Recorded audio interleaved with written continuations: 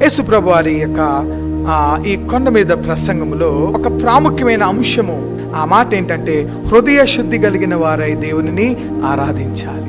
పాపము లేని జీవితముతో దేవునిని ఆరాధించే హృదయముగా మన హృదయం ఉండాలని కొండ మీద ప్రసంగములో దేవుడు ప్రభు జ్ఞాపకం చేస్తున్న మాట. హృదయ శుద్ధి కలిగిన వారై దేవునిని ఆరాధించాలి. హృదయ శుద్ధి అనగా కల్మషము లేని, కలకలు లేని నీటిలో మనము ఏం చూడగలం? మనం ప్రతిబింబాన్ని మనం చూడగలం. ప్లెయిన్గా ఉన్న నీటిలోకి నీ యొక్క ముఖాన్ని నువ్వు చూస్తే ఏం కనబడుతుంది? నీ ప్రతిబింబము కనబడుతుంది. దాన్ని ఒకసారి కదిపినా, కలకల చేసినా అదేమవుతుంది? మన ముఖ చిత్రము, ప్రతిబింబము సరిగ్గా కనపడదు. హృదయ శుద్ధి కలిగిన వారు అని అంటే ఒక్క మాటలో మనం చెప్పాలంటే కల్మషము లేని నీటిలో మన ప్రతిబింబము చూడగలిగిన కల్మషము లేని హృదయం మనది ఉండాలి.